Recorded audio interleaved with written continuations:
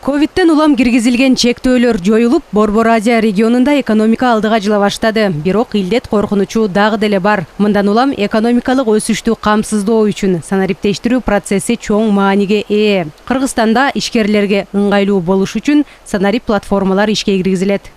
Негизи азыркы учурда ушул бизнеске жеңилдетүү боюнча көп иш-чаралар көрсөтүлүп атат. Булардын арасында ошондой санариптик ар кандай платформаларды киргизип, мисалы чет өлкөдө бир бизнесмендер Кыргызстанда жанагындай өнүктүрүү же башка бир предприятие ачабыз десе, электрондук форматта биякта ошолорду ача алганга мүмкүнчүлүк түзүп бериш керекпиз да, келбестен.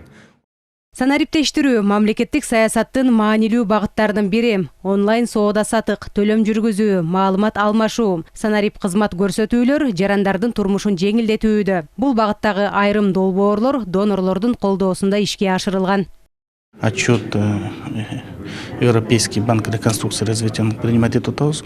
Буга чейин мына булар кылган иштердин баары тең бул госзакупкага внедрять этишкен өзлөрүнүн программный обеспеченияларын. Мындан аркыдагы 22 жылга дагы 2-3 план өзлөрүнүн айтып турушат. Бүгүнкү күндө онун баарын согласование кармап турабыз.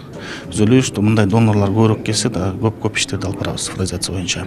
Электрондук нотариат, жакан жана орто ишканаларга электрондук лицензияларды берүү сыяктуу долбоорлорду Европа реконструкциялоо жана өнүктүрүү банкы колдогон. Алар аткарылган иштердин отчетун берип, санариптештирүү багытындагы жумуштарды кубаттай турганын белгилешти. Население Республики Кыргызстан достаточно молодое.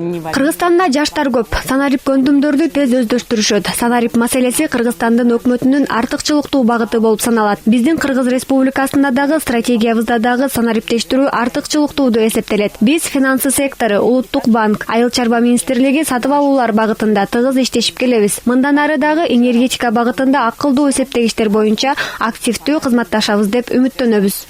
Иш-чарада Борбор Азия регионунда макроэкономикалык өсүш боюнча маалымат берилди. Божомолдорго ылайык аймакта 2022 жылы 4,8% өсүш болушу ыктымал. Ал эми Кыргызстанда экономикалык өсүш 6,2%ды түзүшү күтүлүүдө.